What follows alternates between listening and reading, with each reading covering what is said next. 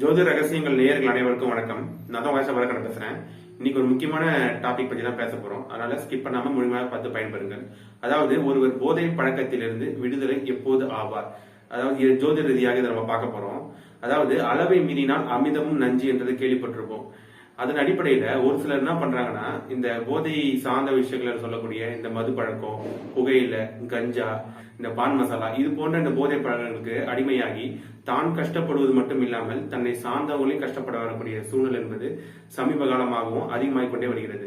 இதற்கெல்லாம் காரணம் என்னன்னு பாத்தீங்கன்னா, ஸ்கூல் டேஸ்லயோ இல்ல காலேஜ் டேஸ்லயோ ஒரு விளையாட்டுத்தனமா ஃப்ரெண்ட்ஸோட சேர்ந்து ஆரம்பிக்கக்கூடிய இந்த போதை பழக்க வழக்கம் நாளடைவில் பெரிய அளவுக்கு போய் பெரிய பிரச்சனையாகி அதுக்கே அடிக்ட் ஆகக்கூடிய சூழல் வந்துருது. அப்ப என்ன ஆகுது, திருமணம் ஆயிடுச்சுன்னா கணவன் மனைவிக்குள்ள பிரச்சனை வந்துடும். ஒரு மன வாழ்க்கை முறையா பார்த்துக் கொள்ள முடியாத சூழ்நிலை வந்துருது. திருமணம் ஆகவில்லை என்றால் நம்ம பெத்தவங்களோட கஷ்டப்படக்கூடிய சூழ்நிலை வந்துருது ஆட்டோமேட்டிக்கா. இது போன்ற எண்ணற்ற காரணம் என்பது இருக்கு. அப்ப ஆக்சுவலா பாத்தீங்கன்னா இதுக்கெல்லாம் என்ன காரணம், எதற்காக இது போல போதை பழக்கத்துக்கு ஈடுபாடு பண்றாங்க, இதுக்கு பல்வேறு விதமான காரணங்கள் என்பது சயின்டிபிக்கா சொல்றாங்க. குறிப்பாக பாத்தீங்கன்னா விளையாட்டுத்தனமா இது சின்ன ஒரு விஷயமா ஆரம்பிக்கிறது, ஒரு ஜாலிக்காக பண்றது பெரிய அளவுக்கு பெரிய பிரச்சனையா போறது என்பது ஒரு விஷயம். இன்னும் சில பேர் பாத்தீங்கன்னா கணவன் மனைவிக்குள்ள இருக்கக்கூடிய அந்த கருத்து வேறுபாடு பிரச்சனையின் காரணமாக இந்த போதை பழக்கத்துக்கு ஆளாவறாங்கன்ற விஷயமும் சொல்லப்படுது. இன்னும் லவ் ஃபெயிலியர் மூலமாகவும் இந்த போதை பழக்கத்துக்கு ஆளாவறாங்கன்ற விஷயம் சொல்லப்படுது. இன்னும் பாத்தீங்கன்னா ஸ்ட்ரெஸ் தாங்க முடியாம, அதாவது மன வலிமை இல்லாத ஒரு காரணம் தான் இந்த ஸ்ட்ரெஸ் தாங்க முடியாத சூழ்நிலை ஆட்டோமேட்டிக்கா கொடுத்து இந்த போதை பழக்கத்துக்கு ஆட்கொள்ளக்கூடிய சூழ்நிலை ஆட்டோமேட்டிக்கா கொடுத்தது. இன்னும் சில பேர் கடுமையான ஒர்க் பண்ணுவாங்க, அதாவது கூலி வேலை பண்ணுவாங்க, நல்லா ஒரு கட்டுமானம் சார்ந்த பல்வேறு விதமான கடினமான ஒர்க் எல்லாம் பண்ணுவாங்க. அவங்க என்ன பண்ணுவாங்க, அந்த உடல் வலிமை, அந்த உடல் அந்த ரொம்ப அதாவது வலி எடுக்கக்கூடிய சூழ்நிலை என்பது அவங்களுக்கு இருக்கும் இயற்கையாகவே. அவங்க அந்த வலி போகக்கூடிய விஷயத்தினால ஒரு சின்ன அந்த மருந்தாக இதை எடுத்துக்கொள்வாங்க. நாளடைவில் பெரிய ஒரு அதிலே அடிக்ட் ஆகக்கூடிய சூழ்நிலை கொடுத்துருது. ஒரு சின்ன விஷயத்தை எடுத்துக்கோங்க, ஒவ்வொரு பிரச்சனை வரும்போது அது எடுத்துக்கொள்ளக்கூடிய சூழ்நிலை என்பது காலப்போக்கில் கொடுத்துரும். இது போல பல்வேறு விதமான வேலை ஸ்ட்ரெஸ், இது போல பெரிய பெரிய வேலை இருக்கவங்க கூட அந்த வேலை ஸ்ட்ரெஸ் தாங்க முடியாம, நம்ம சீனியரோட பிரச்சனை தாங்க முடியாம, இல்ல சக எம்ப்ளாயி சார்ந்த பிரச்சனைகள் தாங்க முடியாம, இந்த ஒர்க் டென்ஷன் சார்ந்த விஷயத்துக்கு என்ன தீர்வுக்காக அந்த அலையும் போது இந்த போதை பழக்கம் சார்ந்த விஷயத்துக்கு உள்ள போயிடுவாங்க. நாளடைவில் என்ன ஆகும்னா, ஒரு சின்ன சின்ன பிரச்சனை வந்தாலும் அதை நாடிதான் தன்னுடைய அவங்களோட மைண்ட் என்பது ஆட்டோமேட்டிக்கா போகக்கூடிய சூழ்நிலை கொடுத்துருது. அப்ப இன்னும் ஃப்ரெண்ட்ஸ் கூட ஒரு பழகும் போது அவங்க ஃப்ரெண்ட்ஸ் மூலமா அந்த பழக்கங்கள், அந்த போதை பழக்க வழக்கம் ஏற்பட்டு பெரிய பிரச்சனையாகி இது போல பல்வேறு விதமான காரணம் என்பது இருக்கு ஒருத்தர் இந்த போதை பழக்கத்துக்கு ஆளாவதற்கு. அப்ப இந்த போதை பழக்கத்துக்கு ஒருத்தர் ஆளாகி அதுக்கு அடிக்ட் ஆன பிறகு என்னென்ன பிரச்சனைகளை சந்திப்பாங்கன்னு சொல்லி பார்க்கும்போது நம்ம எவ்வளவு பேரை பார்த்திருப்போம். ரோட்டு ஓரத்தை படுத்து கிடக்கக்கூடிய அந்த அவலங்களை நம்ம பார்த்து கொண்டுதான் இருக்கிறோம். இன்னும் சில பேர் என்ன பண்ணுவாங்க, வீட்டுல மனைவி கிட்ட பிரச்சனை பண்ணிட்டே இருப்பாங்க. ஏதாவது பிரச்சனை பண்ணுவாங்க, காசு கேட்டு துன்புறுத்துவாங்க, இல்ல வீட்டுல இருக்கக்கூடிய பொருட்களை திருடி சென்று போகக்கூடிய சூழ்நிலை போல பல்வேறு விதமான பிரச்சனை என்பது இருக்கு. அவங்க ஏதாவது சம்பாதிப்பாங்க, சம்பாதிச்சாலும் அந்த காசை முழுமையாக குடித்து அழிக்கக்கூடிய சூழ்நிலை என்பது இருக்கு. இந்த குடும்ப வாழ்க்கைக்கு ஒரு விதமான காசும் தர மாட்டாங்க, பிள்ளைகளோட செலவுக்கு இந்த பணத்தையும் கொடுக்க மாட்டாங்க. மன வாழ்க்கையில ஒரு ஈடுபாடற்ற ஒரு வாழ்க்கை முறையை அவங்க கையாளுவாங்க. இன்னும் திருமணம் ஆகலன்னு வச்சுங்க, அவங்க பெத்த அப்பா அம்மாவுக்கு ரொம்ப ஒரு தலைகுனிவு, ரோட்லயே சண்டை போடுறது, அசிங்க அவமானங்களை ஏற்படுத்துறது, இது போல ஒரு பிரச்சனைகள் ஆட்டோமேட்டிக்கா கொடுத்துருது. இன்னும் திருமணம் ஆகிறதுக்கு முன்னாடி இது போன்ற விஷயங்கள் பெரிய அளவுக்கு வெளில தெரிஞ்சிச்சு வச்சுங்க, திருமணமே ஆகாத ஒரு சூழ்நிலை என்பது நிறைய பேருடைய வாழ்க்கையில் நம்ம பார்த்து கொண்டுதான் இருக்கிறோம். இன்னும் சுய நினைவை இழக்கக்கூடிய ஒரு சூழ்நிலை, ரொம்ப அடிக்ட் ஆகும் சுய நினைவை இழக்கக்கூடிய ஒரு சூழ்நிலையும் குடும்பத்துல, அதாவது குடும்பத்துல மட்டும் கிடையாது, தன்னுடைய அசிங்க அவமானங்கள்னா என்னன்னு தெரியாம அந்த அளவுக்கு போகக்கூடிய ஒரு அடிக்ட் ஸ்டேஜ் வரும்போது இது போல பிரச்சனைகள் ஆட்டோமேட்டிக்கா வந்துருது. இன்னும் இந்த பிரச்சனைகள்ல பாத்தீங்கன்னா இது போல ஓவர் அடிக்ட் ஆகும்போது என்ன பண்ணுவாங்கன்னா, தேவையில்லாத வம்பு வழக்குகளை சிக்கிறது, இன்னும் கொள்ளை சார்ந்த விஷயங்களை மாட்டிக்கிறது, சிறைவாச அனுபவிக்கிறது, இது போன்ற அடுத்த கட்ட இன்னும் திருமணம் ஆச்சுன்னா டைவர்ஸ் நிலைமைக்கு போகுது. இது போல பல்வேறு விதமான அந்த ரிசல்ட்டே அவங்க சந்திக்கக்கூடிய சூழ்நிலை என்பது இந்த போதை பழக்கம் என்பது கொடுத்துருது. அதாவது சின்ன விஷயமாக உருவெடுத்து மிகப்பெரிய ஒரு பிரச்சனையில அந்த அகல பாதாளத்துல அந்த மனிதனை விழவைக்கக்கூடிய அந்த ஆற்றல் படைத்தது போதை பழக்க வழக்கம். அதாவது அவங்க ஸ்ட்ரெஸ் போக்குவதற்காக சின்னதாக ஆரம்பிக்கிறது பெரிய அளவுக்கு போயிடுது. இதற்கெல்லாம் என்ன காரணம் என்றுதான் நீங்க நம்ம பார்க்க போறோம். ஜோதிட ரீதியாக அதனுடைய விளக்கத்தை பார்க்கணும். இப்ப நம்ம அதனுடைய காரணம் என்னன்றதை பார்த்துட்டோம், அது அடிக்ட் ஆன பிறகு என்னென்ன பிரச்சனைகள் வருன்றதை பார்த்துட்டோம். இப்படி இருந்தாலும் நம்ம எவ்வளவு பேர் நடைமுறையில பாக்குறோம், எவ்வளவு பேர் அடிக்ட் ஆகி அதுல மீள முடியாதவங்க இருக்கிறாங்க, அதுல மீண்டவர்களையும் நாம் பார்த்து கொண்டுதான் இருக்கிறோம் ஒரு சிலர்களே. அப்ப யாரெல்லாம் அந்த போதை பழக்கத்துக்கு அடிமையான பிறகு மீள முடியும், யாரெல்லாம் மீள முடியும், எப்போது மீள முடியும் என்ற விஷயம் தெரிஞ்சுக்கிறதுக்கு முன்னாடி அதாவது யாரெல்லாம் இந்த போதை பழக்கத்துக்கு அடிமையாகக்கூடிய சூழ்நிலை வரும்ன்றதை ஃபர்ஸ்ட் நம்ம பாத்திரலாம். ஃபர்ஸ்ட் இது வந்து ஜோதிட ரீதியாக என்னென்ன விளக்கங்கள், என்னென்ன பாவகிரக தொடர்புகள், இது சார்ந்த விஷயம் தான் பார்க்க போறோம். முதலாவதாக லக்ன பாவகம். லக்ன பாவகம் என்பது அதாவது லக்ன பாவம் தான் 12 பாவம் என்ற விஷயம் என்பது இருக்கு. 12 பாவத்துல லக்ன பாவம் என்பது தலையாய பாவம், ஒரு டிரான்ஸ்பார்மர் போல. அதுல இருந்து தான் தொடர்பு என்பது மற்ற பாவங்கள் எல்லாம் போகுது. அந்த அளவுக்கு ஒரு முக்கியத்துவம் பெற்றது லக்ன பாவம். ஆனாதான் லக்ன பாவம் என்பது உயிர் சார்ந்த விஷயங்களை குறிக்குது. ஒருத்தவங்களோட எண்ண ஓட்டம், அந்த கேரக்டரை குறிக்கக்கூடிய விஷயம், அவங்களுடைய ஈடுபாடு, விருப்பு வெறுப்பு, இது போன்ற பல்வேறு விதமான விஷயங்களையும் இது போல பல்வேறு விதமான விஷயங்கள் சார்ந்த லக்னபாவம் வச்சிருக்குது. அப்ப லக்னபாவத்தின் பாவகிரக தொடர்புகளை நம்ம வந்து எப்படி எல்லாம் தொடர்பு கொண்டு இருக்கு லக்னபாவம் என்று நம்ம பார்க்க வேண்டும். அதுக்கப்புறம் ஸ்ட்ரெஸ் தாங்கக்கூடிய தன்மை இருக்குதா? ஏன்னா இந்த ஸ்ட்ரெஸ் ஒரு பிரச்சனையாலதான் வந்து இது போல போதை பழக்கத்துக்கு அடிமையாகக்கூடிய சூழ்நிலை என்பது நிலவி கொண்டிருக்கிறது. அப்ப அந்த ஸ்ட்ரெஸ் எப்போது ஏற்படும்? அதாவது தன்னுடைய மூளையில அந்த விஷயத்தை தாங்கக்கூடிய தன்மை இல்லாத ஒரு காரணத்தினால்தான் ஸ்ட்ரெஸ் என்பது அதிகமாகுது. அது தாங்கும் தன்மை இருக்கும் பட்சத்துல அவங்களே வந்து தைரியமாக போராடக்கூடிய சூழ்நிலை என்பது இருக்கும். ஆனா இந்த இடத்துல அந்த மூளையை குறிக்கக்கூடிய விஷயம் லக்னபாவம். ஆனால்தான் லக்னபாவத்தின் பாவகிரக தொடர்புகளே பார்க்கிறோம். ஆனால்தான் இந்த அதாவது போதை பழக்கத்துக்கு ஆகிட்டா அந்த சிறுமூளை வந்து பாதிப்படைச்சிட்டு எதனால சொல்றாங்கன்னா இதனாலதான். அப்ப அந்த மூளை சார்ந்த விஷயத்தை குறிக்கக்கூடிய லக்னபாவத்தின் பாவகிரக தொடர்புகளை நிச்சயமாக நம்ம பார்க்க வேண்டும். அதுதான் முதல் முக்கியமான விஷயம். அடுத்த பாவம் என்ன பாவம் முக்கியத்துவம் பெறுதுன்னா 6ஆம் பாவம்.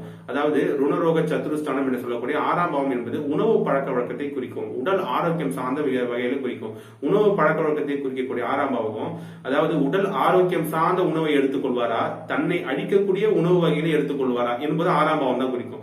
அந்த 6ஆம் பாவம் தான் இந்த நட்சத்திரம் உபநட்சத்திரம் வழியாக என்ன பாவ கிரகங்களை தொடர்பு கொண்டிருக்குது என்பதை அடிப்படையாக வைத்து ஆரோக்கியம் சார்ந்த உணவுகளை எடுத்துக்கொள்வாரா அல்லது ஆரோக்கியம் மற்ற இது போன்ற இந்த போதை விஷயம் எல்லாமே வந்து பாத்தீங்கன்னா அது ஆரோக்கியமற்ற உணவு வகைகளை வந்துடும் இந்த ஆட்டோமேட்டிக்கா இது. அப்ப இது போல வந்து மது, புகையிலை, கஞ்சா, இந்த பான் மசாலா இது போன்ற சிச்சுவேஷன் கொடுக்குமான்றத எப்படிப்பட்ட பாவகிரக தொடர்புகள் இருக்குதுன்றது இந்த 6ஆம் பாவத்தை வைத்து தீர்மானிக்கப்படுகிறது. சரி, அடுத்த கட்டமா வந்து பாத்தீங்கன்னா பாவங்கள்ல லக்ன பாவகம், 6ஆம் பாவகம் இந்த 2 பாவகம் முக்கியத்துவம் பெறுது என்ற விஷயத்தை பார்த்தாச்சு. அடுத்து வந்து பாத்தீங்கன்னா கிரகங்கள்ல ராகு என்ற கிரகம் முக்கியத்துவம் பெறுது. அதாவது மது, மாது, சூது இந்த விஷயங்கள்லாம் ஒருத்தவங்க அடிமை ஆகணும்னாலே அது ராகு என்ற கிரகம் தான். ஆட்டோமேட்டிக்கா இந்த ராகு தசை நடப்பவர்கள் பாத்தீங்கன்னா எந்த ஒரு விஷயத்திலையும் அதாவது இந்த மது, மாது, சூது சார்ந்த விஷயத்த ஒரு விதமான ஈடுபாடு என்பது ஏற்படுத்திடும். அந்த ராகு என்ற கிரகம் கெட்டு இருக்கும் பட்சத்துல அந்த விஷயத்தை ஈடுபடுத்தி பெரிய அளவுக்கு ஒரு அதல பாதாளத்தை விடக்கூடிய சூழ்நிலை கொடுத்துரும். அந்த நபரை மட்டும் பண்ணாம அந்த நபரை சார்ந்தவங்களும் கொடுத்துரும். அதனாலதான் இந்த ராகு என்ற தசா காலத்துல ரொம்ப கவனமா இருக்கணும். ஒரு சின்ன ஒரு தவறான பாதையில அந்த ஆசையை தூண்டினாலும் அதை நம்ம வந்து அறவே வந்து ஒதுக்கிடணும். இல்லைன்னா அது பெரிய பிரச்சனையாக கூடிய சூழ்நிலை வந்து ராகு என்ற கிரகம் வந்து கொடுத்துரும் கெட்டு இருக்கும் பட்சத்துல. அதனாலதான் இந்த ராகு என்ற கிரகத்தின் பாவ கிரக தொடர்புகளை பார்க்க வேண்டும். அடுத்து வந்து பாத்தீங்கன்னா கேது. இந்த கேது என்ற கிரகம் வந்து இந்த கஞ்சா இந்த பொருட்களை காரகத்துவம் என்பது கேது என்ற கிரகம் தான். அப்ப கேதுவின் பாவ கிரக தொடர்புகளை பார்க்கணும். கேது என்ற கிரகம் என்னென்ன பாவங்களை தொடர்பு கொண்டிருக்கின்ற விஷயங்களை பார்க்கணும். அதாவது எக்ஸ்ட்ரீம் கண்டிஷன் போறது, அதாவது நார்மலா வந்து புகையில மது சார்ந்த விஷயங்களை வந்து குறிக்கக்கூடியது ஒரு ரகம்.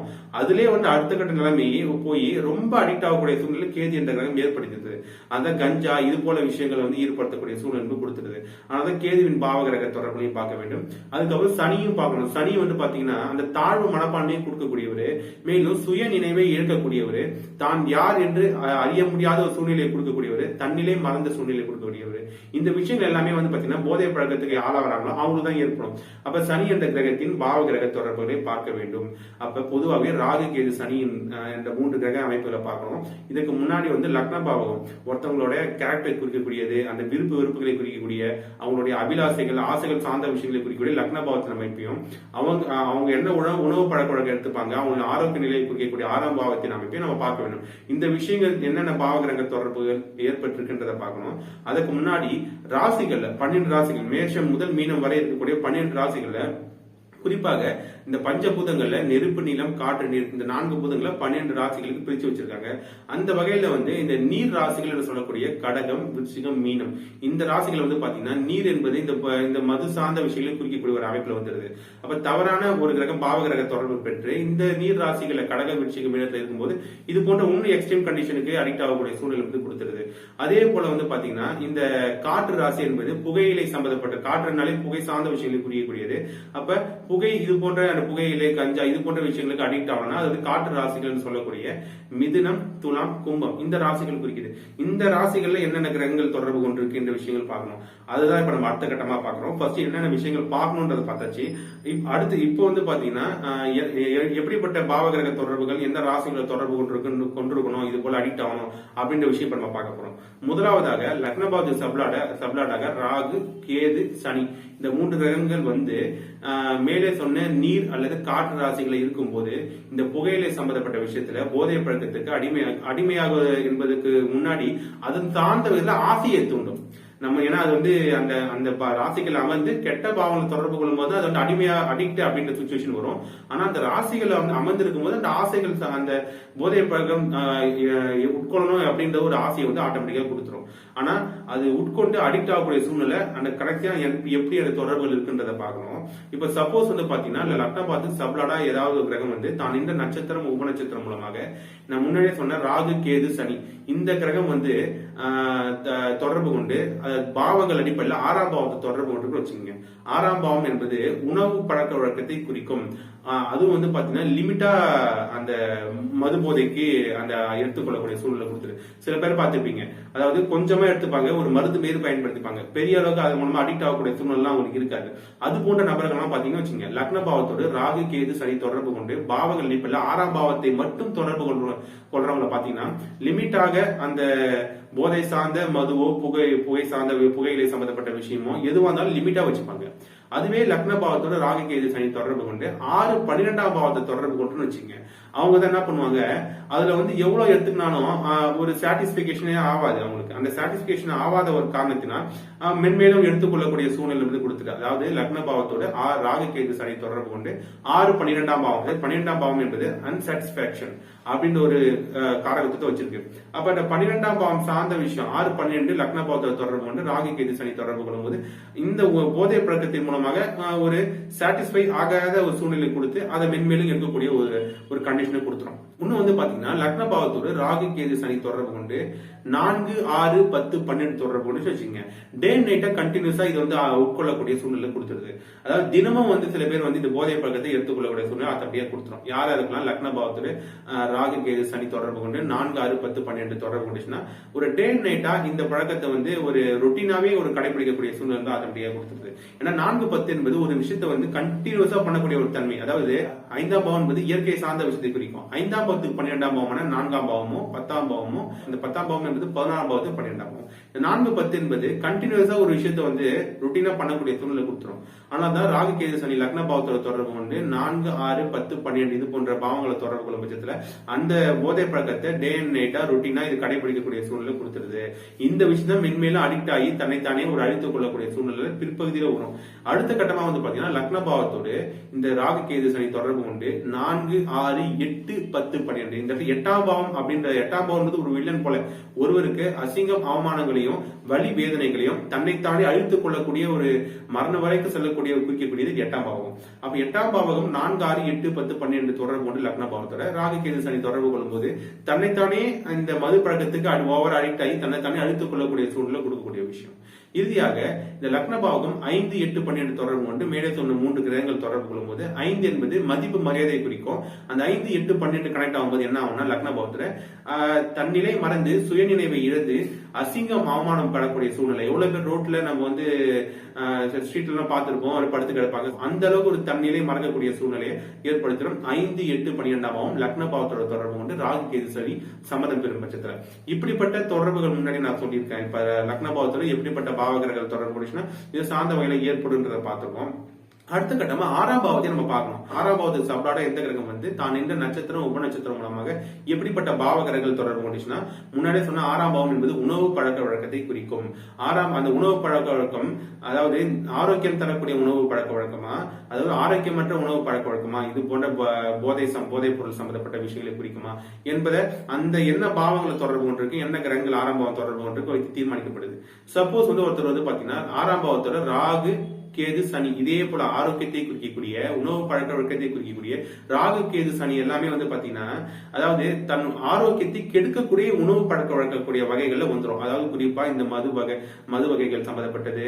இந்த சுக்கரன் வந்து உயர்தர மது வகையை குறிக்கும். இதுல வந்து ராகு என்பது அந்த அடுத்த தரமாக இருக்கக்கூடிய விஷயங்களை குறிக்கும். அந்த ராகு கேது சனி என்பது இந்த 6ஆம் பாவத்தோட தொடர்பு கொண்டு 4, 6, 8, 10, 12 தொடர்பு கொண்டுச்சுன்னா தன்னை அழிக்கக்கூடிய அந்த உணவு பழக்க வழக்கத்தை எடுத்துக்கொள்ளக்கூடிய ஒரு நபராக இருப்பார்.